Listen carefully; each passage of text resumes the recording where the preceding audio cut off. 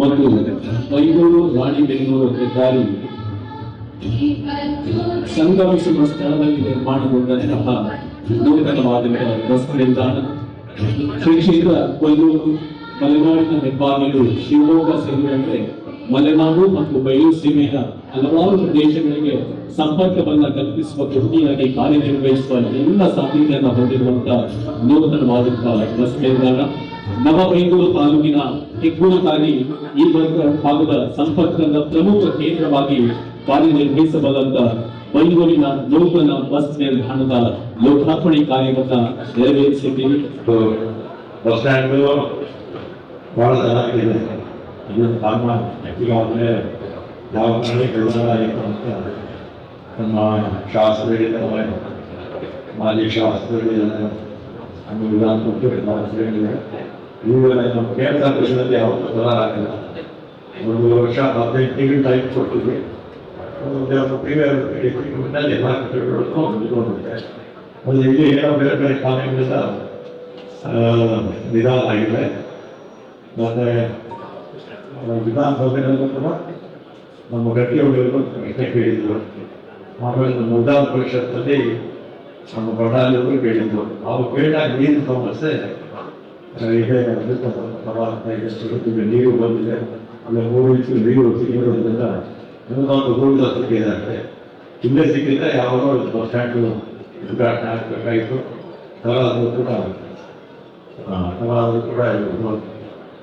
ಉದ್ಘಾಟನೆ ಆಗಿದೆ. ಮತ್ತು ಭಾಗವಹಿಸಿದ ಅನುಕೂಲ ಆಗುತ್ತೆ ಅಂತೇಳಿ ನಮ್ಮ ಶಾಸಕರು, ನಮ್ಮ ವಿಧಾನಸಭೆ ಸಭೆಯು ಮತ್ತು ಎಲ್ಲ ಮುಖಂಡರು, ಮಾಜಿ ಶಾಸಕರು ಎಲ್ಲರೂ ಸೇರಿ ಮೊದಲನೇ ಕೆಲಸ ಮಾಡಬೇಕಾದ್ರೆ ನಮ್ಮ ರಸ್ತೆ ಹೈವೇ ಮಾತಾಡಿ ಅದನ್ನು ರಸ್ತೆನ ಎಲ್ಲಿ ಓಪನ್ ಮಾಡಬೇಕು. ಯಾಕಂದರೆ ಹಿಂದೆ ಮುಂದೆನೋ ಮುಚ್ಚೂರು ಪರವಾಗಿಲ್ಲ, ಇದು ಮಾಡಿದ್ರೆ ಕೆಲಸ ಮಾಡುತ್ತೆ. ಒಂದು ಭಾಗ ಜಿಲ್ಲಾಧಿಕಾರಿಗಳು ನಿಮ್ಮ ಇಡಗಳು ಕೂಡ ನಮಗೆ ಕೂಡ ಮಾತಾಡ್ತೀನಿ ಅಂತ ಹೇಳಿ, ಮತ್ತು ಡಿಪೋ ಹಾಕಬೇಕು ಅಂತ ಇನ್ನೂ ಒಟ್ಟಿಗಿದೆ, ಜಾಗನೂ ಇದೆ, ಡಿಪೋನು ನೋಡೋಣ. ಹಂಗ ಆಮೇಲೆ ಮೂಕಾಂಬಿಕೆ ದೇವಸ್ಥಾನ ಈ ಕ್ಷೇತ್ರದಲ್ಲೇ ಇರೋದು ಲಕ್ಷಾಂತರ ಜನ ಬರ್ತಾರೆ ಪ್ರತಿ ವರ್ಷ. ಅದು ಬಸ್ ಸ್ಟ್ಯಾಂಡಿಗೆ ಮೂಕಾಂಬಿಕೆ ದೇವಸ್ಥಾನ ಅಂತ ಇನ್ನೊಂದು ನಮ್ಮ ಅಧ್ಯಕ್ಷರಿಗೆ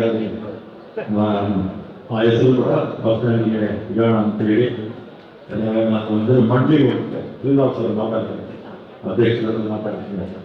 ನಮ್ಮ ಗೋಪಾಲ್ ಪೂಜೆಯವರು ಇದೇ ಇಲಾಖೆಯ ಅಧ್ಯಕ್ಷರಾಗಿದ್ದರು. 2 ವರ್ಷ ಆಗಿದ್ದಲ್ಲ, 2 ವರ್ಷ ಮಾಡ್ತೀನಿ. ನಾನಾದ್ಮೇಲೆ ಯಾವಾಗ ನಾನು ಸಜ್ಜನಾಗಿದ್ದೆ, ಆಗೋದು ಮುಂಚೆ ಸಜ್ಜನಾಗಿದ್ದಾಗಲೇ 3 ವರ್ಷ ವಿದ್ಯಾರ್ಥಿ ಅಧ್ಯಕ್ಷರಾಗಿ, ಆಮೇಲೆ ಗೋಪಾಲ್ ಪೂಜೆಯವರು ಮನೆಯಲ್ಲಿ 7 ವರ್ಷ ಅಧ್ಯಕ್ಷರಾಗಿದ್ದರು.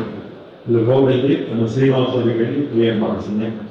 ಮತ್ತು ಮೂಕಾಂಬಿಕೆ ಒಂದು ಪ್ರಾಧಿಕಾರ ಮಾಡಬೇಕು ಅಂತ ಕೇಳ್ತಾ ಇದ್ದಾರೆ. ಈಗ ನಾನು ಬಂದಮೇಲೆ ಮೊದಲು ಮನೆ ಮೇಲೆ ಮಾತ್ರ ಪ್ರಾಧಿಕಾರ ಆಗಿತ್ತು. ಅದಾದಮೇಲೆ ಅಭಿವೃದ್ಧಿಯ ದೃಷ್ಟಿಯಿಂದ ಚಾಮುಂಡಿ ಬೆಟ್ಟ ಪ್ರಾಧಿಕಾರ ಆಗಿತ್ತು, ಪ್ರಾಧಿಕಾರ ಆಗಿತ್ತು, ಅದೇ ರೀತಿ ರೇಣುಕಾಯನ ಪ್ರಾಧಿಕಾರ ಆಗಿತ್ತು, ಘಾಟಿ ಸುಬ್ರಹ್ಮಣ್ಯ ಆಗಿತ್ತು. ಒಂದೇ ಅಸೆಂಬ್ಲಿನಲ್ಲಿ ಚಂದ್ರಗುತ್ತಿ ರೇಣುಕಾ ದೇವಿ ಅದು ಕೂಡ ಮನೆ ಪ್ರಾಧಿಕಾರ ಇತ್ತು. ಮತ್ತು ಈ ಭಾಗದ ಎಲ್ಲ ಜನರ ಇಚ್ಛೆ ವಿಧಾನ ಪರಿಷತ್ ವಿಧಾನಸಭೆ ಸದಸ್ಯರು ಎಲ್ಲರೂ ಕೂಡ ಪ್ರಾಧಿಕಾರ ಮಾಡಿ ಅಂತ ಹೇಳ್ತಾ ಇದ್ದಾರೆ. ಪ್ರಾಧಿಕಾರ ಮಾಡೋಣ, ಅದು 1 ವರ್ಷ ಆಗಿದೆ ಅಷ್ಟೇ. ಆಗಲಿ ಪ್ರಾಧಿಕಾರ ಮಾಡಿ ಆಮೇಲೆ ಭವ್ಯ ಆಗುತ್ತೆ ಜಾಗೃತಿ ಪ್ರಾಧಿಕಾರ ಮಾಡೋಣ ಅಂತ ಹೇಳಿ. ಮತ್ತೆ ಅದರದ್ದು ಆಮೇಲೆ ಬಸತ್ತು ಹಿಂದೆ ಎಲ್ಲ ಈ ಕರೋನಾ ಸಂದರ್ಭದಲ್ಲಿ ಸಾಕಷ್ಟು ದೋಸೆಗಳು ಬಸತ್ತನ್ನು ನಿಲ್ಲಿಸ್ಬಿಟ್ರು. ಮತ್ತೆ 4 ವರ್ಷದಿಂದ ಲಗ್ಜುರಿ ಬಸ್ಸು ಯಾವತ್ತೂ ಕೂಡ ತಗೊಂಡಿರಲಿಲ್ಲ. ಈಗ 70% ಟೆಂಡರ್ ಆಗಿದೆ. ಈಗ ನಾನು CM ಕೇಳಿದೆ, ನಾವು ಟೀಚರ್ ಕೊಡುತ್ತೆ ಅಂತ ಹೇಳಿ ಬಾಂಗ್ಳೂರು ಬಸ್ಸು 70 ಬಸ್ ಬರುತ್ತೆ. ಇಲ್ಲ 35 ಲಕ್ಷಗಳಿಗೆ ಒಂದು ಹೋಗಕ್ಕೆ ಒಂದು ಬರುತ್ತೆ. ಆ ಬಸ್ ಬಂದಾಗ ಹೆಚ್ಚು ಮಂಗಳೂರಿಗೆ, ಯಾಕಂದರೆ ಬೆಂಗಳೂರಿನ ಹೆಚ್ಚು ಜನ ಬರೋದು ಮಂಗಳೂರಿಗೆ. ಮಂಗಳೂರಲ್ಲಿ ಅಲ್ಲಿ ಎಷ್ಟು ಮೆಡಿಕಲ್ ಕಾಲೇಜಸ್ ಇರೋದು ಇದೆ, 8-9 ಇದೆ, ಒಂದು 20-25 ಮತ್ತು ಅದೇ ರೀತಿ ವಿದ್ಯಾಸಂಸ್ಥೆಗಳು ಮತ್ತು ವಾಣಿಜ್ಯ ಕೇಂದ್ರ ಆಗಿರೋದ್ರಿಂದ ಹೆಚ್ಚು ಆದ್ಯತೆ ಇದಕ್ಕೆ ಕೊಡೋಣ ಅಂತ ನಾನು ಈ ಸಂದರ್ಭದಲ್ಲಿ ಹೇಳಿ ಮತ್ತೆ ಹೊಸತು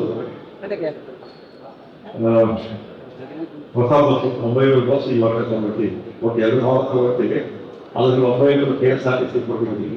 KSRTCಗೆ ಕೊಟ್ಟಂಥ ಸಂದರ್ಭದಲ್ಲಿ 15 ದಿನ ಬರುತ್ತೆ. ಉಡುಪಿಗೆ ಮತ್ತೆ ಬೆಂಗಳೂರಿಗೆ ಎಲ್ಲರಿಗೂ ಕೂಡ 15 ದಿನ ಬಸ್ಸಲ್ಲೇ ಕೊಟ್ಟಿದ್ದೀವಿ. ಈ ಸಲ ಕೊಡೋಣ ಅಂತ ಹೇಳಿ ಮತ್ತೆ ಮಂಗಳೂರು ಟೌನ್ಗೆ 100 ಎಲೆಕ್ಟ್ರಿಕ್ ಬಸ್ಸು ಬರುತ್ತೆ. ಅದರಿಂದ ಉಡುಪಿ ಜಿಲ್ಲೆಗೆ ಸ್ವಲ್ಪ ಆದ್ಯತೆ ಹೆಚ್ಚಾಗಿ ಕೊಡ್ತೀನಿ ಅಂತ ಹೇಳಿ. ಆಮೇಲೆ ನಮ್ಗೆ ಇನ್ನೊಂದು ಏನು ಸಮಸ್ಯೆ ಅಂದರೆ ನಾನು ಇದೇ ಇಲಾಖೆ ಆಗಿದ್ದಾಗ ಈಗಲೂ ಏನಂದರೆ ನಮಗೆ ಪರ್ಮಿಟ್ ಕೊಡ್ತಾರೆ. ಪರ್ಮಿಟ್ ಕೊಡ್ತಕ್ಕ ಪ್ರೈವೇಟ್ ಆಪರೇಟರ್ಸ್ ಇದೆ, ಹೋಟೆಲ್ಸ್ ಇದೆ ಅಂತಾರೆ. ನಾವು ಪರ್ಮಿಟ್ ಕೊಡೋದಕ್ಕೂ ಹೋಟೆಲ್ಸ್ ಅದಕ್ಕೆ ಜಿಲ್ಲಾಧಿಕಾರಿಗಳಿಗೆ ಸ್ವಲ್ಪ ಎಲ್ಲ ಉತ್ತರ ಹಾಕಿ ನಮ್ಮ ವಿಧಾನಸಭೆ ಪರ್ಮಿಟ್ಸ್ ಕೊಡಿಸ್ಬೇಕು. ಮತ್ತು ವಿಕೆಟ್ ಮಾಡಿಸೋಕ್ಕೆ ಕೆಲಸ ಮಾಡಿ ಸಾರ್ವಜನಿಕರಿಗೆ ವಿಶೇಷವಾಗಿ ಮಕ್ಕಳಿಗೆ ಅದು ಅನಾನುಕೂಲ ಆಗೋ ರೀತಿ ಬಸ್ಸುಗಳನ್ನು ಒದಗಿಸಿ ಅಂತ ಈ ಸಂದರ್ಭದಲ್ಲಿ ಕಾರ್ಯಕ್ರಮಕ್ಕೆ ಬಂದಿರ್ತಕ್ಕಂಥ ಎಲ್ಲ ಇರ್ತಕ್ಕಂಥ ಎಲ್ಲ ಮುಖಂಡರಿಗೆ, ತಮಗೆ, ಮಾಧ್ಯಮದವರಿಗೆ, ನಮ್ಮ ಇಲಾಖೆಯವರಿಗೆ ಎಲ್ಲ ಹೇಳಿ ಮತ್ತು ಸುಮಾರು 7 ಗಂಟೆಗೆ ಅಪಘಾತ ರಹಿತ ಚಾಲನೆ ಮಾಡುವಂಥ ಚಾಲಕರಿಗೆ ಪ್ರಶಸ್ತಿ ಕೊಟ್ಟಿದ್ದೀವಿ. ಎಲ್ಲರಿಗೂ ಧನ್ಯವಾದಗಳು.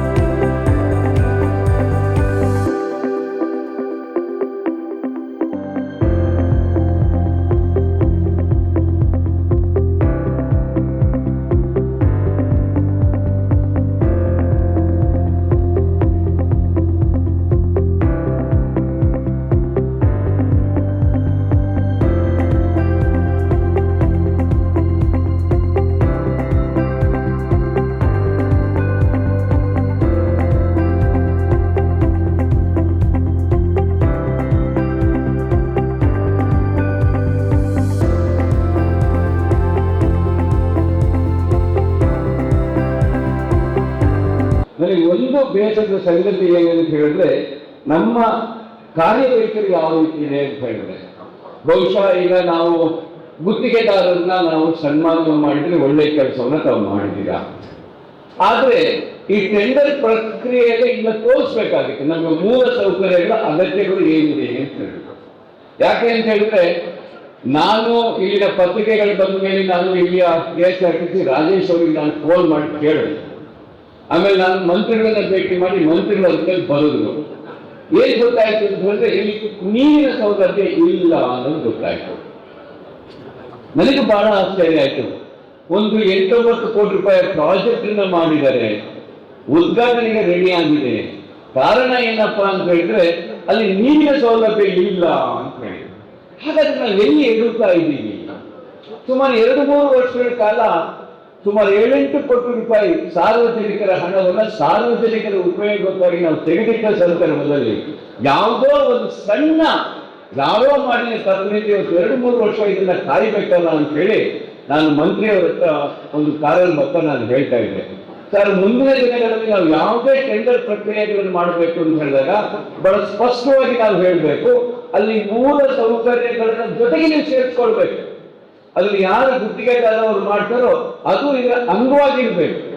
ಆ ಮೂಲ ಸೌಕರ್ಯಗಳು ಇಲ್ಲದೆ ನಾವು ಏನೇ ಕಟ್ಟಿದ್ರೆ ಏನು, ಅಲ್ಲಿ ಒಳಚರಂಡಿ ವ್ಯವಸ್ಥೆ ಏನಿರ್ಬೋದು, ಕುಡಿಯುವ ನೀರಿನ ವ್ಯವಸ್ಥೆ ಇರ್ಬೋದು, ಬಹುತೇಕ ಬಸ್ ಡಿಪೋ ಅಂತ ಹೇಳಿದಾಗ ಬೇಕಾದಷ್ಟು ನೀರು ಬೇಕಾಗುತ್ತೆ ಬಸ್ಗಳನ್ನ ತೊಳಿಲಿಕ್ಕೆ. ಆ ಮೂಲ ಸೌಕರ್ಯಗಳನ್ನೇ ನಾವು ನೋಡದೆ ಈ ಬಿಲ್ಡಿಂಗ್ ಕಟ್ಟಿದ್ರೆ ಏನು. ಹಾಗಾಗಿ ಮೂಲ ಸೌಕರ್ಯಗಳಿಗೆ ತಾವುಗಳು ಒತ್ತನ್ನು ಕೊಡಬೇಕು ಅನ್ನೋದು ಒಂದು ಮನವಿ ಮಾಡ್ಕೊಳ್ಳೋದು.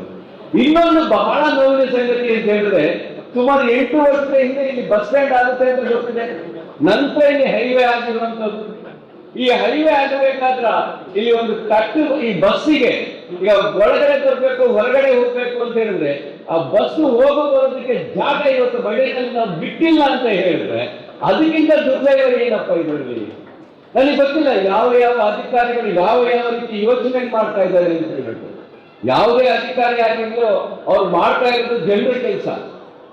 ಆದ್ರೆ ಜನರಿಗೆ ಸಾರ್ವಜನಿಕರಿಗೆ ಉಪಯೋಗ ಆಗುವಂತ ಒಂದು ಕೆಲಸವನ್ನ ರಸ್ತೆಯಲ್ಲಿ ಮಾಡ್ತಾ ಇರ್ಬೇಕಾದ್ರ ಇಲ್ಲಿ ಬಸ್ ಸ್ಟ್ಯಾಂಡ್ ಆಗ್ತಾ ಇದೆ, ಬಸ್ ಸ್ಟ್ಯಾಂಡ್ ಅನ್ನು ಕಟ್ಟಿದ್ದಾರೆ, ಬಸ್ ಒಳಗಡೆ ಮತ್ತೆ ಹೊರಗಡೆ ಹೋಗ್ಲಿಕ್ಕೆ ಜಾಗವನ್ನು ಬಿಡದೆ ಸುಮಾರು 1-2 ಕಿಲೋಮೀಟರ್ ಸುತ್ತಕೊಂಡು ಇವತ್ತು ಬಂದು ಹೋಗ್ಬೇಕು ಅಂತ ಹೇಳಿದ್ರೆ ಬಹುಶಃ ನನಗೆ ಇಲ್ಲಿರುವಂತ ಇಂಜಿನಿಯರ್ಗಳನ್ನ ಅಥವಾ ಸರ್ಕಾರದಲ್ಲಿ ಅಧಿಕಾರಿಗಳನ್ನ ಯಾವ ರೀತಿ ನಾವು ಅಭಿವೃದ್ಧಿಸಬೇಕು ಅಂತ ನನಗೆ ಗೊತ್ತಾಗ್ತಾ ಇಲ್ಲ. This is called A small common sense. ಈ ಕಾಮನ್ ಸೆನ್ಸ್ ಈ ಅಧಿಕಾರಿಗಳಿಗೆ ಇರಲಿಲ್ಲ ಅಂತ ಹೇಳಿದ್ರೆ ಇದನ್ನೇನಾದ್ರೂ MLA ಗಳು ಮಾಜಿ MLA ಗಳು ಮಂತ್ರಿಗಳು ಮಾಡ್ಲಿಕ್ಕೆ ಸಾಧ್ಯ ಆಗೋದಿಲ್ಲ. ಇದನ್ನು ಮಾಡಬೇಕಾಗಿರೋದು ಯಾರು? ಅಧಿಕಾರಿಗಳ ಬಗ್ಗೆ ಯೋಚನೆ ಮಾಡ್ಬೇಕಲ್ವಾ? ಅದು KSRTC ಅವ್ರು ಮಾಡ್ಬೇಕಾಗಿತ್ತು ಅಥವಾ PWD ಇಂಜಿನಿಯರ್ ಮಾಡ್ಬೇಕಾಗಿತ್ತು ಅಥವಾ NHM ಅಧಿಕಾರಿ ಮಾಡ್ಬೇಕಾಗಿತ್ತು. ಅವ್ರ ಅಧಿಕಾರಿಗಳು ಸಾರ್ವಜನಿಕರಾಗಿ ಇದ್ರ ಬಗ್ಗೆ ಯೋಚನೆ ಮಾಡ್ಬೇಕಾಗಿತ್ತು. ನಾನು ಬರ್ಬೇಕಾದ್ರೆ ನಾನು ಇಲ್ಲಿಯ ಜಿಲ್ಲಾಧಿಕಾರಿ ಹತ್ರ ಮಾತಾಡಿದೆ. ನಾನು ಹೇಳಿದೆ ಮೇಡಮ್ ಇದನ್ನ ಯಾಕಂದ್ರೆ ಇದು ಕಳೆದ ಹೋದ್ಸಲ ಅವರು ಜಿಲ್ಲಾಧಿಕಾರಿಗಳು ನಾನು ಹೇಳಿದ್ದೆ. ಅವ್ರು ನನಗೆ ಅಶ್ಯೂರೆನ್ಸ್ ಕೊಟ್ಟಿದ್ರು. ಅವರು ಇಲ್ಲ ನಾನು ಸಂಬಂಧಪಟ್ಟ ಅಧಿಕಾರಿಗಳನ್ನ ತರಿಸ್ತೀನಿ ಅಂತ ಹೇಳಿದ್ರು. ನಾನು ಮತ್ತೆ ಜಿಲ್ಲಾಧಿಕಾರಿ ಅವ್ರಿಗೆ ಹೇಳಿದೆ. ನಾನು ಇವತ್ತು ಜಿಲ್ಲಾಧಿಕಾರಿ ಅವರಿಗೆ ಹೇಳ್ಕೊಂಡು ಬಂದಿದ್ದೀನಿ, ಮೇಡಮ್ ನೀವು ಏನಾದ್ರೂ ಅದನ್ನ ಓಪನ್ ಮಾಡದೇ ಇದ್ರೆ ಸಾರ್ವಜನಿಕರನ್ನ ಓಪನ್ ಮಾಡ್ಬೇಕಾಗುತ್ತೆ ನಾಳೆ. ಯಾಕೆಂತ ಹೇಳಿದ್ರೆ ನೀವು ಯಾವ ಕೆಲಸದಲ್ಲಿ ಯಾಕಂದ್ರೆ ಅನಾನುಕೂಲ. ಈಗ ಸರ್ಕಾರ ಯಾವುದೇ ಕಾನೂನು ಮಾಡಬೇಕು ಅಂತ ಹೇಳಿದ್ರೆ ಯಾರಿಗೋಸ್ಕರ ಕಾನೂನು ಮಾಡುವಂಥದ್ದು? ಜನರಿಗೆ ಮಾಡುವಂಥದ್ದಲ್ವಾ? ಈಗ ಒಂದು ಬಸ್ ಸುಮಾರು 241 ಟ್ರಿಪ್ ಹೋಗಿ ಬರುತ್ತೆ ಅಂತ ಹೇಳಿದ್ರೆ ನೀವು ಲೆಕ್ಕ ಹಾಕಿ ಅಂತ ಹೇಳಿದ್ರೆ ಎಷ್ಟು ಕಿಲೋಮೀಟರ್, 2 ಕಿಲೋಮೀಟರ್ ಹೋಗಿ ಬರಬೇಕು ಅಂತ ಹೇಳಿದ್ರೆ ಸುಮಾರು 400-500 ಕಿಲೋಮೀಟರ್ ಹೋಗ್ಬೇಕಂದ್ರೆ ಸುಮಾರು 100 ಲೀಟರ್ ಡೀಸೆಲ್ ಅನ್ನ ನಾವು ವೇಸ್ಟ್ ಮಾಡ್ಬೇಕು. 100 ಡೀಸೆಲ್ ನಾವು ಎಷ್ಟು ಹಣವನ್ನು ಕೊಡ್ಬೇಕು? ಇದ್ರ ಬಗ್ಗೆ ಈಗಾಗಲೇ ನಾನು ರಾಜೇಶ್ ಹತ್ರ ಈ ಮಾತನ್ನ ಹೇಳಿದ್ದೀನಿ, ಜಿಲ್ಲಾಧಿಕಾರಿ ಅವರಿಗೆ ಹೇಳಿದ್ದೀನಿ. ಒಂದು ವೇಳೆ ನೀವು ಇದನ್ನ ಮಾಡ್ತಾ ಇದ್ರೆ ಸಾರ್ವಜನಿಕರು ಏನ್ ಮಾಡ್ತಾರೆ, ನಾನು ಶಾಸಕರ ಹತ್ರ ಈ ಮಾತನ್ನ ಹೇಳಿದ್ದೀನಿ. ನೋಡಿ ನಾವೇನಾದ್ರೂ ತೀರ್ಮಾನಗಳನ್ನು ಕೈಗೊಳ್ಬೇಕಾಗುತ್ತೆ. ಅದೇ ರೀತಿ ಈ ಒಂದು ಇವತ್ತು ಉದ್ಘಾಟನೆ ಮಾಡಿದ್ಮೇಲೆ ಈಗಲೂ ಬಸ್ಗಳು ಹೋಗ್ಬೇಕು, ಇಲ್ಲಿ ಬಸ್ಗಳು ಬರಬೇಕು. ಸುಮಾರು 6-8 ಅಂಗಡಿಗಳಿದ್ದಾವೆ ಅಂತ ನೀವು ಹೇಳ್ತಾ ಇದ್ರು. ಈ ಅಂಗಡಿಗಳ ಪ್ರಕ್ರಿಯೆಯನ್ನು ಶುರು ಮಾಡಿಯಲ್ಲ, ಸಾರ್ವಜನಿಕರಿಗೆ ಬೇಕಾಗುವಂತ ಸೌಲಭ್ಯಗಳೇನಿದೆ ಅಂತಹ ಅಂಗಡಿಗಳನ್ನ, ಯಾಕಂದ್ರೆ ಈಗ ಟೆಂಡರ್ ಕರಿಬೇಕು, ಟೆಂಡರ್ ಅವ್ರು ಬರಬೇಕು, ಅವ್ರ ಅಂಗಡಿ ನೋಡ್ಬೇಕು, ಆ ಪ್ರಕ್ರಿಯೆಗೆ ಬೇಕಾಗುತ್ತೆ. ಅದನ್ನೆಲ್ಲ ಆದಷ್ಟು ಬೇಗ ಸರಳ ಮಾಡಿಕೊಂಡು ಸುಮಾರು 8 ಕೋಟಿ ರೂಪಾಯಿ ವೆಚ್ಚವನ್ನು ಮಾಡಿದ್ರೆ ಇದು ಸಾರ್ವಜನಿಕರು ಉಪಯೋಗ ಮಾಡಿಕೊಡ್ಬೇಕು ಅಂತ ಹೇಳಿ ಮತ್ತೆ ವೇದಿಕೆಯಲ್ಲಿರುವಂತಹ ಎಲ್ಲ ನಮ್ಮ ನಾಯಕರು, ರಾಜಕೀಯ ನಾಯಕರುಗಳಿದ್ದಾರೆ. ಬಹುಶಃ ಸಂತೋಷ ಅಂತ ಹೇಳಿದ್ರೆ ಪಕ್ಷ ಭೇದ ಮರೆತು ಎಲ್ಲ ನಾಯಕರುಗಳು ಇವತ್ತು ವೇದಿಕೆಯ ಮೇಲೆ ಕೂತಿದ್ದಾರೆ. ಹಾಗಾಗಿ ನಮ್ಮ ಮುಖ್ಯ ಉದ್ದೇಶ ಏನಂತ ಹೇಳಿದ್ರೆ ರಾಜಕಾರಣ ನಮ್ಮ ಚುನಾವಣೆ ಸಮಯದಲ್ಲಿ ಮಾಡೋಣ. ಯಾವಾಗ ಅದು ಊರಿನ ಅಭಿವೃದ್ಧಿಯಿಂದ ಬರುತ್ತೆ ಅಂತ ಹೇಳಿದಾಗ ಪಕ್ಷ ಭೇದಗಳನ್ನು ಮರೆತು ನಾವು ಊರಿನ ಅಭಿವೃದ್ಧಿ ಮಾಡೋಣ ಅಂತ ಹೇಳಿ ಮಕ್ಕಳನ್ನ ಎಲ್ಲರಿಗೂ ನಾನು 2 ಮಾತನ್ನು ಮುಂದಿದ್ದೇನೆ. ಸಾಕಷ್ಟು 8 ವರ್ಷಗಳಿಂದ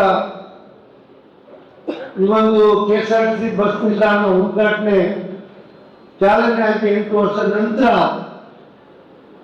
ಇವತ್ತು ನಮ್ಮ ನೆಚ್ಚಿನ ಮಂತ್ರಿಗಳು ದೀಪ ಬೆಳಗುವ ಮೂಲಕ ಉದ್ಘಾಟನೆ ಮಾಡಿದ್ದಾರೆ. ನಾನಂತೂ ಇದೊಂದು KSRTC ನನ್ನನ್ನ ಮಂತ್ರಿ ಆಗಬೇಕಾದ್ರೆ ದಿನೇಶ್ ಗುಂಡೂರಾವ್ ಮತ್ತು ರಾಮ್ ಇಂಜಿನಿಯರ್ ಇವರಿಬ್ಬರು KSRTC ಸಾರಿಗೆ ಸಚಿವರಾದಂತ ಸಂದರ್ಭದಲ್ಲಿ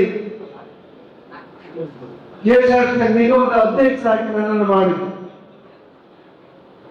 ಬಹಳ ವಿಶೇಷವಾಗಿ ರಾಮಿಂದ್ರವರ ಕೈ ಕೆಳಗೆ ಕೆಲಸ ಮಾಡಲಿಕ್ಕೆ ಯಾವುದೋ ಒಂದು ಜನ್ಮದ ಒಂದು ಪುಣ್ಯ ಅಂತ ಕಾಣುತ್ತೆ. ಅಂತ ಪುಣ್ಯಾತ್ಮರ ಕೈಗೆ ಕೆಲಸ ಮಾಡಿದ ಅನುಭವವನ್ನ ಹಂಚಿಕೊಂಡಿದ್ದಾರೆ. ಮೊದಲ ಬಾರಿಗೆ ಅಧ್ಯಕ್ಷರಾದ ಮೇಲೆ ಅವರು ಆ ನಿಗಮಕ್ಕೆ 33 ಕೋಟಿ ಲಾಭವನ್ನು ತರಿಸುವಂತ ಕೆಲಸವನ್ನ ಅವರ ಆಡಳಿತ ವ್ಯವಸ್ಥೆಯಲ್ಲಿ ಮಾಡಿ ತೋರಿಸಿದ್ದಾರೆ. ಇದೊಂದು ಕೆರೆ ಇತ್ತು, ಬಹಳ ದೊಡ್ಡ ದೊಡ್ಡ ಸೊಳ್ಳೆ ಉತ್ಪಾದನೆ ಮಾಡ್ತಕ್ಕಂಥ ಒಂದು ಏರಿಯಾ ಆಗಿರ್ತಕ್ಕಂಥ ಸಂದರ್ಭದಲ್ಲಿ ಇದನ್ನ ಮಣ್ಣನ್ನು ಹಾಕಿ ಮುಚ್ಚಿ KSRTCಗೆ 8 ಎಕರೆ ಜಾಗವನ್ನು ಹಸ್ತಾಂತರ ಮಾಡಿದ ಮೇಲೆ ನಿಗಮದಲ್ಲಿ ಬಸ್ ನಿಲ್ದಾಣ ಒಂದು ಡಿಪೋ ಮಾಡಲಿಕ್ಕೆ ಅವಕಾಶವನ್ನು ಕಲ್ಪಿಸಿಕೊಟ್ರು. ಈಗ ಬಸ್ ನಿಲ್ದಾಣವಾಗಿ ಇವತ್ತು ಉದ್ಘಾಟನೆ ಆಗಿದೆ. ಮುಂದಿನ ದಿನ ಅದನ್ನು ಡಿಪೋ ಮಾಡಲಿಕ್ಕೆ ತಾವು ಅವಕಾಶವನ್ನು ಕೊಡಬೇಕಂತ ನಾನು ತಮ್ಮಲ್ಲಿ ಮನವಿಯನ್ನ ಮಾಡಲಿಕ್ಕೆ ಇಷ್ಟಪಡ್ತೇನೆ. ಎರಡನೇದು, ಮಂಗಳೂರು ಘಟಕದ ಮೂಲಕ ನಮ್ಮ ಜಿಲ್ಲೆಯಲ್ಲಿ ಆಡಳಿತ ವ್ಯವಸ್ಥೆ ಆಗ್ತಾ ಇದೆ. ತಾವು ತಮ್ಮ ಕಾಲದಲ್ಲಿ ಉಡುಪಿ ಘಟಕವನ್ನು ಮಾಡಿ ನಮಗೆ ಇಲ್ಲಿಯ ಉಡುಪಿ ಜಿಲ್ಲೆ ಆದಮೇಲೆ ತಮ್ಮ ಕಾಲದಲ್ಲಿ ಘಟಕವನ್ನು ಮಾಡಬೇಕು ಉಡುಪಿ ಜಿಲ್ಲೆಗೆ ಅನ್ನೋ ಪ್ರಸ್ತಾವನೆಯನ್ನ ಇವಾಗಲೇ KSRTC ರಾಜೇಶ್ ಮೊದಲನೆಯನ್ನು ಸಲ್ಲಿಸಿದ್ದಾರೆ. ನಮ್ಮ ಕಾಲದಲ್ಲಿ ತಮ್ಮ ಕಾಲದಲ್ಲಿ ಅನುಮತಿ ಕೊಡಬೇಕಂತ ಬೇಡಿಕೆ ಇಟ್ಟರು. ಮೂರನೇದಾಗಿ ಸಾಕಷ್ಟು ಬೇಡಿಕೆಗಳಿದೆ, ಬಸ್ಗಳ ಬೇಡಿಕೆ. ನಮ್ಮ ನ್ಯಾಷನಲ್ ಹೈವೇ 2-3 ಸರಿ ಸಭೆ ಮಾಡಿ ಇಲ್ಲ ಜಿಲ್ಲಾಧಿಕಾರಿಗಳು ಸಭೆ ಮಾಡಿ ಅದರ ಬಸ್ಗಳನ್ನು ನೇರವಾಗಿ ಬರಲಿಕ್ಕೆ ಅವಕಾಶವನ್ನ ಕಲ್ಪಿಸಿಕೊಡ್ಬೇಕು ಮನವಿ ಮಾಡಿದ್ದೇವೆ. ಮೊನ್ನೆ ಒಂದು ತಿಂಗಳಿಂದ ನಾವು ಮಾತಾಡಿದ್ರು ಸಹ ಜಿಲ್ಲಾಧಿಕಾರಿಗಳ ಒಟ್ಟಿಗೆ ತಾವು ಕೊಲ್ಲೂರಿಗೆ ಬರುವಂತ ಸಂದರ್ಭದಲ್ಲಿ KSRTCಯ ಡೀಸೆಲ್ ಖರ್ಚು ನ್ಯಾಷನಲ್ ಹೈವೇ ಖರ್ಚು ತಾವು ಅದನ್ನ ಕೊಲ್ಲೂರಲ್ಲಿ ಆಗುವ ಸಭೆಯಲ್ಲಿ ಅವರಿಗೆ ತೆರವುಗೊಳಿಸಿ ನಮಗೆ ಬಸ್ ಸರಳವಾಗಿ ಬಸ್ ಸ್ಟ್ಯಾಂಡಿಗೆ ಬರುವ ರೀತಿಯಲ್ಲಿ ತಾವು ಮಾಡಿಸಿಕೊಡ್ಬೇಕು ನಾವು ಮನವಿಯನ್ನ ಇಷ್ಟಕ್ಕೆ ಇಷ್ಟಪಡ್ತೇವೆ. ಮೂರನೇ, ನಾಲ್ಕನೇದು, ನಾವು ಕೊಲ್ಲೂರಿಗೆ ಸಾಕಷ್ಟು ಅಭಿವೃದ್ಧಿ ಕೆಲಸ ಬೇಡಿಕೆ ಇಟ್ಟಿದ್ದೇವೆ. ನಾವು ಸ್ವತಃ ಕೊಲ್ಲೂರಲ್ಲಿ ಬಂದು ಅಲ್ಲಿ ವ್ಯವಸ್ಥಾಪಕ ಸಮಿತಿ ಅಧ್ಯಕ್ಷ ಬಾಬುಶೇಖರ್ ನೇತೃತ್ವದಲ್ಲಿ ಜಿಲ್ಲಾಧಿಕಾರಿ ಕರೆದು ಮತ್ತು ಕಮಿಷನರ್ ಕರೆದು ಅಲ್ಲಿ ಅಭಿವೃದ್ಧಿ ಕೊಂಡಿಗೆ ಹಾಕಬಾರ್ದು, ಅಭಿವೃದ್ಧಿ ಆಗಬೇಕಾದ್ರೆ ತಾವು ಅಲ್ಲಿ ಒಂದು ಸಭೆಯನ್ನು ಮಾಡಿ ತ್ವರಿತಗತಿಯಲ್ಲಿ ಕಾಮಗಾರಿ ಮುಂದುವರಿಸಬೇಕು ಮಾತನ್ನ ಹೇಳಿ ತಾವು ಒಂದೆರಡು ವಿಶೇಷವಾಗಿ ಸಾಕಷ್ಟು ವರ್ಷದ ಬೇಡಿಕೆ ಕೊಲ್ಲೂರು ಪ್ರಾಧಿಕಾರ ಆಗಬೇಕು ಅನ್ನೋ ಬೇಡಿಕೆಯನ್ನು ಬಿಟ್ಟಿದ್ದೇವೆ. ಮಂಜೇಂದ್ರಪ್ಪ ತಮ್ಮ ಹತ್ರ ಹೇಳಿದ್ದಾರೆ, ತಮಗೆ ಮುಂದಿನ ಬಜೆಟ್ ಅಧಿವೇಶನದಲ್ಲಿ ಕೊಲ್ಲೂರನ್ನು ಪ್ರಾಧಿಕಾರವಾಗಿ ಘೋಷಣೆ ತಾವು ಮಾಡಲೇಬೇಕು, ಮುಂದೆ ಅಭಿವೃದ್ಧಿ ಮಾಡದೇ ಆಗಬೇಕು. ನಾವು ಜಂಟಿ ಸರ್ವೆ ಮಾಡಿ ರೆವಿನ್ಯೂ ಜಾಗವನ್ನು ಗುರುತಿಸಿದರೆ ಆ ಜಾಗವನ್ನು ಕೊಲ್ಲೂರು ದೇವಸ್ಥಾನಕ್ಕೆ ಹಸ್ತಾಂತರ ಮಾಡುವ ಕೆಲಸವನ್ನು ತಮ್ಮ ಕಾಲದಲ್ಲಿ ಆಗಬೇಕನ್ನು ಮಾತನಾಡಿ ನಾನು ಮಾತನಾಡಲಿಕ್ಕೆ ಹೋಗಿಲ್ಲ, ಶಾಸಕರು ಮಾತಾಡ್ಲಿಕ್ಕಿದ್ದಾರೆ. ತಾವು ಎಲ್ಲ ಅಭಿವೃದ್ಧಿ ಕೆಲಸ ನಮ್ಮ ವಾಕ್ಯ ಸಹಾಯ ಮಾಡ್ಬೇಕಂತ ಕೇಳ್ಕೊಂಡು ನನ್ನ ಮಾತನ್ನು ಮುಗಿಸ್ತೇನೆ. ಬೈಂದೂರಿನ ತುಂಬಾ ದೂರದ ಕನಸಾದಂತ KSRTC ಬಸ್ ಸ್ಟ್ಯಾಂಡ್ ಇದು ಒಟ್ಟು ಬಂಗ್ಲೆಯಲ್ಲಿ ಬಿಡುತ್ತೋ ಅಂತ ಹೇಳಿ ತಲೆಬಿಸಿ ಮಾಡಿ, ಫೋನ್ ಮಾಡಿ, ಗಲಾಟೆ ಮಾಡಿ, ಗೌಜ್ ಮಾಡಿ ಕಾಯ್ತಾ ಇದ್ದಂತ ಎಲ್ಲರಿಗೂ ಸಹಿತ ಅಂತೂ ಕೊನೆಗೆ ಉದ್ಘಾಟನೆ ಆಯಿತು ಅನ್ನುವಂಥದ್ದು ಸಮಾಧಾನದ ದಿನ. ಅದಕ್ಕೆ ಕಾರಣಕರ್ತರಾದಂಥ ಎಲ್ಲರಿಗೂ ನಾನು ಅಭಿನಂದನೆಗಳನ್ನು ಹೇಳ್ತಾ, ನಮ್ಮೆಲ್ಲರ ಪ್ರೀತಿಯ ಸಚಿವರಾದಂಥ ರಾಮಲಿಂಗಾರೆಡ್ಡಿ ಅವರು ಬಂಡಾಯವರು ಹೇಳಿದ್ರು ಅವರ ಸಜ್ಜನಿಕೆಯನ್ನ. ಒಳ್ಳೆ ಜನ, ಯಾರೋ ಒಬ್ಬರು ವಿಷಯವನ್ನು ಕೇಳಿ ಅರ್ಥ ಮಾಡ್ಕೊಂಡು ನೆಕ್ಸ್ಟ್ ವಿಷಯಕ್ಕೆ ಬರ್ತಾರೆ. ದೇವಸ್ಥಾನ ಹೇಳಿದೆವು, ಕೊಲ್ಲೂರಿನ ಹೇಳಿದೆವು, ಪ್ರಾಧಿಕಾರ ಮಾತಾಡಿದೆವು, KSRTC ಹೇಳಿದೆವು, ಬಸ್ ಸ್ಟ್ಯಾಂಡ್ ಹೇಳಿದೆವು, ಡಿಪೋ ಹೇಳಿದೆವು, ಎಲ್ಲದಕ್ಕೂ ಸಹಿತ ಶಾಂತವಾಗಿ ಹೇಳಿ ಏನ್ ಮಾಡಬೇಕು ಅನ್ನೋ ಪರಿಹಾರವನ್ನು ತಮ್ಮದೇ ಶೈಲಿಯಲ್ಲಿ ಸೂಚಿಸ್ತಾ ನಮಗೆ ಇವತ್ತು ಬಂದು KSRTC ಬಸ್ ಸ್ಟ್ಯಾಂಡ್ ಅನ್ನ ಉದ್ಘಾಟನೆ ಮಾಡಿಕೊಟ್ಟಂತ ಸನ್ಮಾನ್ಯ ಸಚಿವರಾದಂಥ ರಾಮಲಿಂಗಾರೆಡ್ಡಿ ಅವರಿಗೆ ನಮ್ಮೆಲ್ಲರ ಪರವಾಗಿ ಪ್ರೀತಿಯಿಂದ ಮತ್ತೊಮ್ಮೆ ಅಭಿನಂದನೆಗಳನ್ನು ಮಾಡ್ತಾ ಇದ್ದೇವೆ. ಕೆಲವು ಸರ್ತಿ ಜನಗಳಿಗೆ ಕೇಳಿದ್ರೆ ಜಾಸ್ತಿ ಕಾಂಗ್ರೆಸ್ನ ಸಚಿವರು MLA ಮಾತಾಡ್ತಾರೆ, ಒಳರಾಜ್ಯಕ್ಕೆ ಜೋರಿಟ್ಟು ಮಾತಾಡ್ತಾರೆ ಹೇಳಿಕೊಡ್ತೇವೆ. ಅಕಸ್ಮಾತ್ ಅವ್ರಿಗೆ ನಾವು ದಿನ ತಾಕತ್ತಿದ್ರೆ ಈ ಗುದ್ದಾಟದೊಳಗೂ ಕೂಡ ಹಾಡಾಯ್ತು ಅಂತ ಹೇಳಿಬಿಡ್ತಾರೆ. ಇದ್ರ ಮಧ್ಯೆ ನಾಗರಿಕನಲ್ಲಿ ಹೋಗಬೇಕಾದಂತ ಜವಾಬ್ದಾರಿ ನಮ್ದಿದೆ. ಅಧಿಕಾರ ಆಚೆ ಇದೆ, MLA ಮತ್ತೊಂದು ಪಕ್ಷದಲ್ಲಿದ್ದಾರೆ, ಯಾವ ಕೆಲಸ ಆಗಬಾರ್ದು ಅನ್ನುವಂಥ ಸಂದರ್ಭದಲ್ಲಿ ನಮಗೆ ಕೊಂಡಿಯಾಗಿ ನಿಂತವರು ಮೊನ್ನೆ ಮಂಜುನಾಥ್ ಭಂಡಾರಿ ಅವರು ಗೆದ್ದ ದಿವಸ ಸೆಷನ್ನಲ್ಲಿ ಸಿಕ್ಕಿದ್ರು. ನೋಡೋ ಎಷ್ಟು ದಿವಸ ರಾಜಕೀಯ ಮಾಡಿದ್ರಲ್ಲ ಸರ್, ಈಗ 5 ವರ್ಷ ಊರಿಗೆ ಅಭಿವೃದ್ಧಿ ಹಾಕಿ ಮಾಡ್ಕೊಂಡು ಹೋಗ್ತಾ ಇದ್ದಾರೆ. ಮತ್ತೆ ರಾಜಕೀಯ ಮತ್ತೆ ಎಲೆಕ್ಷನ್ನಲ್ಲೇ ಮಾಡಬೇಕು. ಹಾಗಾಗಿ ಎಷ್ಟಾಗ್ತದೆ ಅಷ್ಟು ಮಾಡ್ತಾ ಹೋಗುವಂಥ ಮಾತನ್ನು ಆಡಿದ್ರು. ಅದಕ್ಕೆ ಪೂರಕವಾಗಿ ನಮ್ಮೆಲ್ಲ ಹಿರಿಯರಾದಂಥ ಗೋಪಾಲ್ ಪೂಜಾರಿ ಒಂದು ಮಾತು ಹೇಳ್ತಾನೆ, ಇತಿಹಾಸದಲ್ಲಿ ಈ ಬಸ್ ಸ್ಟ್ಯಾಂಡ್ ಸ್ಯಾಂಕ್ಷನ್ ಆಗೋದು ನಿಮ್ಮ ಹೆಸರಿನಲ್ಲಿ ಶಾಶ್ವತವಾಗಿ ಅದು ಹೇಳಿ ಕೂಡ ಯಾಕಪ್ಪ ನಂಗೆಂತೂ ತಲುಪಿಸಿಲ್ಲ, ತಗೊಂಡು ದೌರ್ ಅದ್ರ ಬಗ್ಗೆ ಡೌಟೇ ಇಲ್ಲ, ಭಾರಿ ಟೆನ್ಷನ್ ಮಾಡೋಕೆ ಅಂತ ಇರ್ತಾರೆ. ಗೋಪಾಲ್ ಪೂಜಾರಿ ಅಂತ ಮೇನ್ನ ಹಾಕೊಂಡು ಎಪ್ಪೆ ಗಟ್ಬಿಟ್ಟು ನೀವಲ್ಲ, ನಾನು ಹೇಳ್ತೇನೆ ಗೋಪಾಲ್ ಪೂಜಾರಿ ತಗೊಂಡು ಅದ್ರ ಬಗ್ಗೆ ಡೌಟೇ ಇಲ್ಲ. ಸೊ ಹಾಗಾಗಿ ಗೋಪಾಲ್ ಪೂಜಾರಿ ಇಂಥ ಒಂದು ಅವಕಾಶವನ್ನು ನೀವು ಅವತ್ತು ನಿಗಮದ ಅಧ್ಯಕ್ಷರಾಗುವುದರಿಂದ ಈ ಒಂದು ಅವಕಾಶ ನಾವು ಬಂದಿದ್ದೆ. ಒಮ್ಮೆ ನಮಗೆ ಅಭಿನಂದನೆಗಳನ್ನು ಹೇಳ್ತಾ ಇದ್ದೇನೆ. ನಾನು ಬಟುವಾಡಿ MLA ಆದ ತಕ್ಷಣ ಏನಿದ್ರೆ ಹಿಸ್ಟ್ರಿ ಅಂತ ಹೇಳಿದ್ರು, ಜಯನಾಥ್ ಹೋಬಳಿದಾರ ನಮಗೆ ಒಂದು ಮೀಟಿಂಗ್ ಆಗಿತ್ತು. ಹೇಳಿದ್ರು ಸದಾಶಿವಣ್ಣಿಗೂ ಕೇಳಿದ್ರು ಬಡವರಿ, ಲಕ್ಷ್ಮೀನಾರಾಯಣ ಜಾಗ ಗುರುತಿಸಿ ಇಟ್ಟರು, ಬಟ್ ಅದನ್ನು ಮುಂದುವರಿಸಲಿಕ್ಕೆ ಆಗಿರಲಿಲ್ಲ. ಗೋಪಾಲ ಪೂಜಾರಿ ಜಾಗವನ್ನು KSRTC ನಿಗಮದ ಅಧ್ಯಕ್ಷರಾದ ತಕ್ಷಣ ಸ್ಯಾಂಕ್ಷನ್ ಮಾಡಿ ಕೊಟ್ಟರು. ಅದೊಂದು ಒಳ್ಳೆ ಕೆಲಸ ಆಗಿದೆ. ಆದ್ರೆ ಅದನ್ನು ನಾವು ಮುಂದುವರಿಸಲಿಕ್ಕೆ ಆಗಿಲ್ಲ. ಸುಕುಮಾರ್ ಶೆಟ್ಟಿ ಅನ್ನೋಂಥ ಅನುದಾನವನ್ನು ತಂದುಕೊಟ್ರು. ಸೊ ಇವತ್ತಿಗೆ ಎಲ್ಲರನ್ನು ಒಟ್ಟು ಮಾಡಿ ಉದ್ಘಾಟನೆ ಮಾಡುವಂಥ ಅವಕಾಶ ನಮ್ಮ ಪಾಲಿಗೆ ಬಂದಿದೆ. ಸೊ ಎಲ್ಲವೂ ಸಹಿತ ದೇವರಿಗೆ ಬೈಂದೂರಿನ ಅಭಿವೃದ್ಧಿಗೆ ಯಾರೆಲ್ಲ ಸಹಕಾರ ಮಾಡಿದ್ರಿ, ಬೈಂದೂರಿನ ಜನ ಮತ್ತೆ ನಾನು ನಿಮ್ಮೆಲ್ಲರೂ ಪ್ರೀತಿಯಿಂದ ನೆನಪಿಸ್ತಾ ಇರ್ತೇನೆ, ನೆನಪು ಮಾಡ್ಕೊಳ್ತಾ ಇರ್ತೇನೆ. ಹಾಗಾಗಿ ತಮಗೆಲ್ಲರಿಗೂ ಮತ್ತೊಮ್ಮೆ ಅಭಿನಂದನೆಗಳನ್ನು ಹೇಳ್ತಾ, ಈ ಬಸ್ ಸ್ಟ್ಯಾಂಡಿಗೆ ಸಚಿವರಿಗೆ ಎಲ್ಲರೂ ಅವಕಾಶಗಳನ್ನು ವಿಷಯಗಳನ್ನು ಹೇಳಿದ್ದಾರೆ. ನಮ್ಮಲ್ಲಿ ಕುಂದಾಪುರ ಡಿಪೋದಲ್ಲಿ ರೆಡ್ಡಿ ಅವರೇ 127 ಬಸ್ ಇದೆ. ಅವರಿಗೆ ಮ್ಯಾಕ್ಸಿಮಮ್ ಅಂದ್ರೆ 80 ಬಸ್ ಇಟ್ಕೊಳ್ಳಿಕ್ಕೆ ಅವಕಾಶ ಇದೆ. ಉಳಿದಷ್ಟು ಅವರಿಗೆ ಬರ್ಡನ್ ಜಾಗಗಳಿಲ್ಲ, ಒದ್ದಾಟದಲ್ಲಿದ್ದಾರೆ. ಹಾಗಾಗಿ ನಮಗೆ ಇಲ್ಲಿರುವಂತಹ 8.5 ಎಕರೆಯಲ್ಲಿ 2.5 ಎಕರೆ ಬಸ್ ಸ್ಟ್ಯಾಂಡ್ ಉಪಯೋಗಿಸಿ 6 ಎಕರೆ ಉಳಿಸ್ಕೊಂಡಿದ್ದೇವೆ. ನೀವು ಅದಕ್ಕೆ ಎಲ್ಲರ ಮನವಿ ಮೇಲೆ ಡಿಪೋ ಒಂದು ಮಾಡಿಕೊಟ್ರೆ ಅವರ ಬರ್ಡನ್ನು ಕಮ್ಮಿ ಆಗ್ತದೆ. ಮತ್ತೆಲ್ಲಕ್ಕಿಂತ ಹೆಚ್ಚು ಬೆಂಗಳೂರು ಡಿಪೋ ಆದಂತ ಹೆಮ್ಮೆ ನಿಮಗೆ ಹೆಚ್ಚಾಗಿ ನಾವು ಹೇಳ್ಕೊಳ್ತೇವೆ. ಕೃಷಿ ಕ್ಷೇತ್ರದಲ್ಲಿ ಮಂಗಳೂರು ವಿಭಾಗ ಮಾತ್ರ ಇರುವುದು, ಆದ್ರೆ ಪುತ್ತೂರು ವಿಭಾಗ ಅಂತ ಇನ್ನೊಂದಿದೆ. ಪುತ್ತೂರು ವಿಭಾಗ ಮಡಿಕೇರಿಯವರನ್ನು ಸೇರಿಸಿಕೊಂಡು, ಧರ್ಮಸ್ಥಳವನ್ನು ಸೇರಿಸಿಕೊಂಡು, ಆಮೇಲೆ ಪುತ್ತೂರು ಸೇರಿಸಿಕೊಂಡು ಅಚ್ಚದ ವಿಭಾಗ ಇದೆ. ದಕ್ಷಿಣ ಕನ್ನಡ ವಿಭಾಗದವರು ನಾವಿದ್ದೇವೆ. ನಮಗೆ ಉಡುಪಿ ಡಿಪೋ, ಕುಂದಾಪುರ ಡಿಪೋ ನೀವು ಮಾಡಿಕೊಟ್ರೆ, ಬೈಂದೂರು ಡಿಪೋ ಇದಿಷ್ಟನ್ನು ಸೇರಿಸಿ ಗೋಪಾಲ್ ಪೂಜಾರಿ ಉಡುಪಿ ವಿಭಾಗ ಅಂತ ಮಾಡಿಕೊಟ್ರೆ ತುಂಬಾ ವಿಷಯಗಳನ್ನು ಒಂದು ಸಮಸ್ಯೆ ಅಂತ ಕೇಳಿದ್ರೆ, ಕುಂದಾಪುರದಿಂದ ಉಡುಪಿಯಿಂದ ಹೈದರಾಬಾದಿಗೆ ಬಸ್ ಇತ್ತು, ಪುಣೆಗೆ ಬಸ್ ಇತ್ತು, ತಿರುಪತಿಗೆ ಬಸ್ ಇತ್ತು, ಬೆಂಗಳೂರಿಗೆ ತುಂಬಾ ಬಸ್ಗಳಿತ್ತು.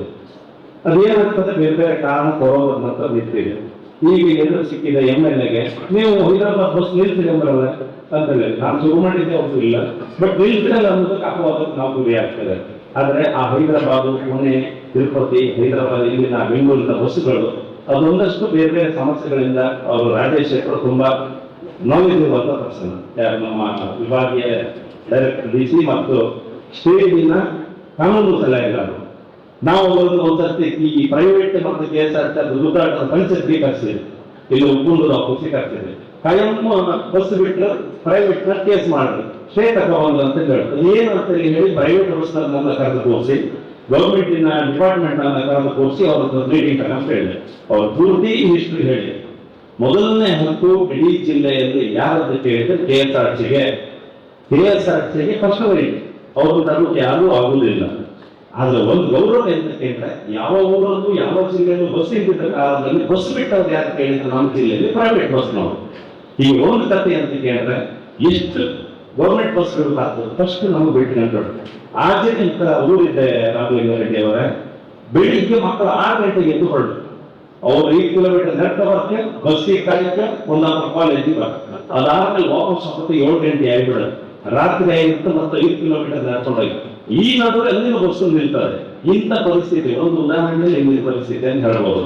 ನಮಗೆ ಅಂತ ಸಮಸ್ಯೆಗಳು ನೂರಾರು ಇರುವುದರಿಂದ ನೀವು ನಮ್ಮ ಕ್ಷೇತ್ರಕ್ಕೆ, ನಮ್ಮ ಜಿಲ್ಲೆಗೆ ಭೇಟಿ ಕೊಟ್ಟ ನಮ್ಮ ಸೌಭಾಗ್ಯ ಅಂತ ಹೇಳ್ತಾ, ಇಂಥ ಅತಿ ಅವಶ್ಯಕತೆ ಇರುವ 35 ರೂಟ್ಗಳು ನಮ್ಮ KSRTC ಕುಂದಾಪುರ ಡಿಪೋದಲ್ಲಿ ಆಲ್ರೆಡಿ ಲಿಸ್ಟ್ ಅಲ್ಲಿ ಇದೆ. ಇದು ಭಾರಿ ಅಗತ್ಯದ ರೂಟ್ ಅಂತ ಹೇಳಿ ಆ ಅಗತ್ಯದನ್ನಾದರೂ ಒದಗಿಸಿಕೊಡುವಂತ ದಯಕ್ಕೆ ಹೋಗ್ಬೇಕು ಅನ್ನೋದನ್ನ ಈ ಸಂದರ್ಭದಲ್ಲಿ ಹೇಳ್ತಾ ಇದ್ದೇನೆ.